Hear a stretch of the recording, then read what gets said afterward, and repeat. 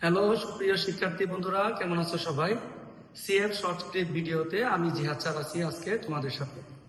আমি আজকে তোমাদের সাথে শেয়ার করব কিভাবে a⁻0 = 1 হয়, সেটা বিস্তারিত ব্যাখ্যা আমি আজকে দেওয়ার চেষ্টা করবো তোমাদেরকে।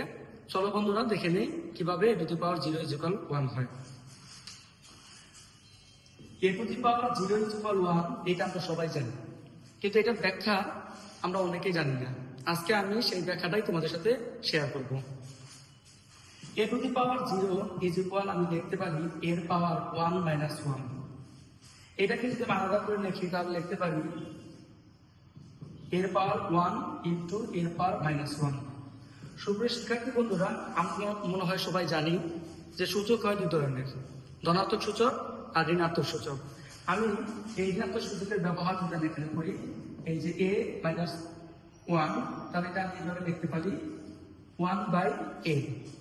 এই ঋণাত্মক সূচকের ব্যবহার কিভাবে হয় এটা আমি পরবর্তী ভিডিওতে অবশ্যই বিস্তারিত আলোচনা করার চেষ্টা করব।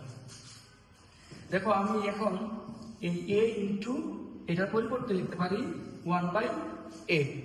এখন আমরা সবাই জানি যে a এখানে পূর্ণ সংখ্যা, আর পূর্ণ সংখ্যার হর সবসময় কি হয়ে থাকে? 1 হয়ে থাকে। তাহলে এটার নিচে আমি 1 দিতে পারি। এখন এই a আর 1 যদি আমি গুণ করি হবে a, আর 1 আর a গুণ করলে হবে a। আমি এখন যদি এটাকে কাটাকাটি করি অথবা লঘিষ্ঠকরণ করি, তার মান আসবে 1। এই হলো সুপ্রিয় শিক্ষার্থী বন্ধুরা এই a⁻0 = 1 কিভাবে হয় তার ব্যাখ্যা।